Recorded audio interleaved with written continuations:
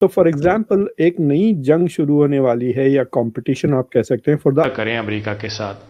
अच्छा, वो कहता है कि एनपीटी उसको इजाजत देता है कि आप 20% तक एनरिचमेंट कर सकते हैं। हमारी परवाह करते हैं। जब मुझे उनके बारे में पता चलता है कि कैसे आटे और चावल के लिए कैसे वो लड़ रहे हैं एक दूसरे के साथ, कैसे ट्रकों के नीचे आ रहे हैं, जब मुझे पता चलता है कि 20-20 घंटे तक, एक हफ्ते तक उनको इलेक्ट्रिसिटी नहीं आती। हम अपने बच्चों को कहते थे पाक फौज जिंदाबाद, हम भी पाक फौज जिंदाबाद कहते हैं। ठीक है, अच्छी बात। अब दिलों में ना थोड़ा सा अच्छा नहीं लगता ना। अब इन्होंने ना पूरे सकते हैं सिविल न्यूक्लियर पर्पसेस के लिए।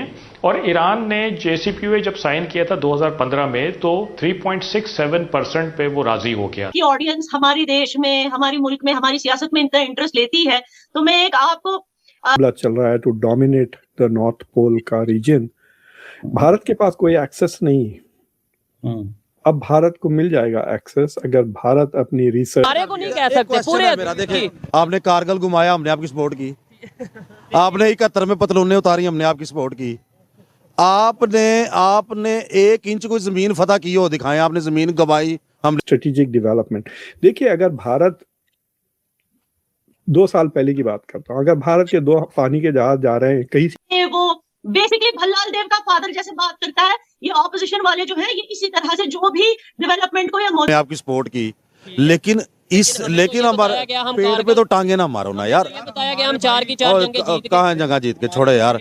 हमने सिर्फ अपने मुल्क को फतह किया, अपनी आवाम को फतह किया। कोई 1 इंच जमीन दिखाएं जो आपने कहीं बाय। मुझे उनके बारे में पता चलता है कि कैसे आटे और चावल के लिए कैसे वो लड़ रहे हैं एक दूसरे के साथ, कैसे ट्रकों के नीचे आ रहे हैं, जब मुझे पता चलता है कि 20 से फतह की हो। पहली बात। दूसरी बात यह है कि जब आपने इक्तदार ही चाहिए आपको, तो हमारी पस्ती पे क्यों, हमारी खुशहाली पे क्यों नहीं? मतलब पैसे कमाएं आप। किसने मना किया आपको पैसे कमाने? ओए हमें भी तो रिलैक्स रखे ना, हमें खाने को दें, आप कमाएं। नमस्कार दोस्तों, भारत अपनी कूटनीति को, फॉरेन पॉलिसी को बहुत तेज़ी से आगे बढ़ा रहा है।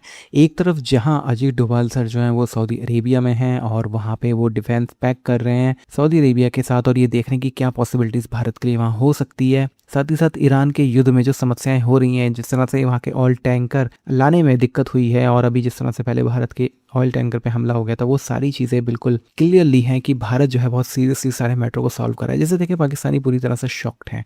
दूसरी तरफ अब रशिया के साथ भी एक डिफेंस डील हो गई है भारत की, जिसके मुताबिक अब 3000 सैनिक जो हैं रशिया के भारत में रहेंगे और भारत के रशिया में भी जा सकते हैं। ये सारी चीज़ें पाकिस्तानी मीडिया को काफ़ी तंग कर रही हैं। गलत मतलब निकालते हैं इनके ज़्यादातर जो लोग होते हैं, गलत मतलब ही निकालते हैं। आप इस वीडियो में आप देखेंगे कि ये थोड़ा, क्योंकि जब भी पाकिस्तानी मीडिया को मौका मिलता है वो प्रोपागेंडा फैलाने का कोई मौका नहीं छोड़ती है, और इस वीडियो में भी आप कुछ क्लिपिंग्स ऐसे देखेंगे लोग प्रोपागेंडा फैलाने की पूरी कोशिश कर रहे हैं। लेकिन असलियत बिल्कुल अलग है। भारत की डिफेंस डील का मतलब ये बिल्कुल भी नहीं है कि भारत अपने सैनिकों को लड़ने के लिए भेज देगा यूक्रेन युद्ध में। हालांकि यूक्रेन का युद्ध अब लगभग ख़त्म ही हो रहा है और इसकी औपचारिकता ही बची है। अब यूक्रेन के युद्ध में कुछ बचा नहीं है। पूरी दुनिया का ध्यान जो है वो ईरान की तरफ आ चुका है, और ईरान का जो मामला है ये बहुत लंबा खींचने वाला है। अभी कहा जा रहा है कि इंडियन नेवी भी पहुंच चुकी है गल्फ़ में और अपने जहाज़ों को प्रोटेक्ट करने की कोशिश की जा रही है, और हो सकता है कि ईरानी नेवी के साथ कुछ झड़पें भी हो जाएं। आप क्या सोचते हैं कमेंट बॉक्स में ज़रूर लिखिएगा। वीडियो अच्छा लगे तो लाइक करें, शेयर करें, चैनल को सब्सक्राइब करना ना भूलें और बेल का आइकन प्रेस कर दें लेटेस्ट नोटिफिकेशन के लिए। आइए आगे बढ़ते हैं इस वीडियो में। 2025 में किया था रशिया की स्टेट डोमा ने, इसको जो है वो रेटिफाई भी किया हुआ है। ये क्यों इन्होंने किया है? उधर से अमेरिका के साथ भी लिमोआ भी किया हुआ है, बाकी भी काम कासा भी किया हुआ है, दिस दैट भी किया हुआ है। ये क्या हुआ क्या है? आप इसको क्या देखते हैं? क्योंकि आप इंडियन ओशन रीजन के अंदर जो पोर्ट्स हैं वो रशियन इस्तेमाल कर सकते हैं, इंडियन जो हैं वो आर्कटिक फैसिलिटीज इस्तेमाल कर सकते हैं। What do you make of that, एक जो इंडिया ने ये डील की है रशिया के साथ?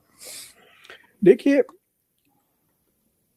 इन प्रैक्टिकल टर्म्स सिर्फ जो देखिए 3 चीजें वो शेयर करने वाले हैं। यानी भारत के 3000 तक फौजी वो वहां रख सकते हैं रशिया में, और रशिया भारत में 3000 तक फौजी रख सकता है अगर वो चाहे। And it can also be in conflict zones. तो सोचिए आप, गिलगित बल्तिस्तान के बॉर्डर पर रशिया के 3000 फौजी तैनात हो, इट कैन हैपन। लेकिन उसका मतलब ये होगा, अगर इंडिया रिक्वेस्ट करती कि आप यहाँ पे लोकेट करें अपने फौजी को, तो रशिया कहेगा ठीक है तुम यूक्रेन के बॉर्डर पे आ जाओ। तो So, but technically that is part of it. 3000 फौजी, 10 हवाई जहाज और 5 बोट्स. So for example, एक नई जंग शुरू होने वाली है या कंपटीशन आप कह सकते हैं फॉर द आर्कटिक.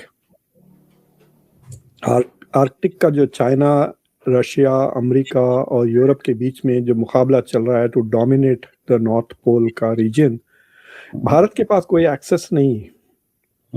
अब भारत को मिल जाएगा एक्सेस अगर भारत अपनी रिसर्च शिप्स या नेवी के शिप्स रशियन पोर्ट्स में, वो भी नॉर्दर्न पोर्ट्स में तैनात कर सकता है.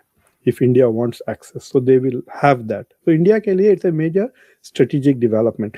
देखिए, अगर भारत 2 साल पहले की बात करता हूँ, अगर भारत के 2 पानी के जहाज जा रहे हैं कहीं सी भी रशियन पोर्ट्स में, अगर वो इजाजत मांगे तो वो मिल जाएगी ना उनको.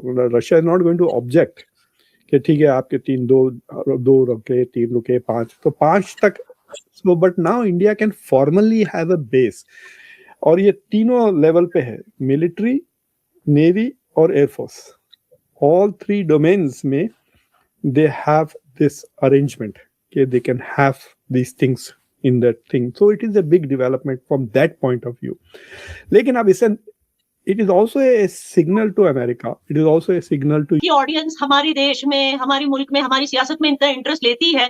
तो मैं आपको एक सजेशन दूंगी कि आप एक मूवी है बाहुबली, वो देखिए. उसमें एक सीन है जहां राजमाता शिवगामी कहती है कि मैं भल्लाल देव को नहीं, बाहुबली को बनाऊंगी ये अपना किंग. तो जब भल्लाल देव का बाप जो है वो जिस तरह की बातें करने लगता है ना बाहुबली के बारे में, ये एग्जैक्टली वही तरीके की चीजें, गोदी मीडिया, ये वो बेसिकली भल्लाल देव का फादर जैसे बात करता है. ये ऑपोजिशन वाले जो है ये इसी तरह से जो भी डेवलपमेंट को या मोदी जी को सपोर्ट करता है, उनके विजन को सपोर्ट करता है, उसको गोदी मीडिया ही कहा जाता है. या ना आप कोई एज ए कश्मीरी, जम्मू कश्मीर के रहने वाली हैं आप, एज ए इंडियन अगर बोला जाए, कोई सवाल जो पाकिस्तान के लोगों से करना चाहती हो, कोई बात जो पाकिस्तान के लोगों को पहुंचाना चाहती हो कि भाई जो आप हमारी फिक्र करते हैं वो हम करें ना करें, कुछ भी व्हाटएवर? नहीं, देखिए, मैं मानती हूँ कि पहले के जो शोज हैं, एक चीज मैं आपके शो पे क्लियर करना चाहती हूँ जी कि initially I was very aggressive कि यार पाकिस्तान अपना बिजनेस क्यों नहीं माइंड करता. बट टुडे आई अंडरस्टैंड एक ह्यूमन नेचर होता है.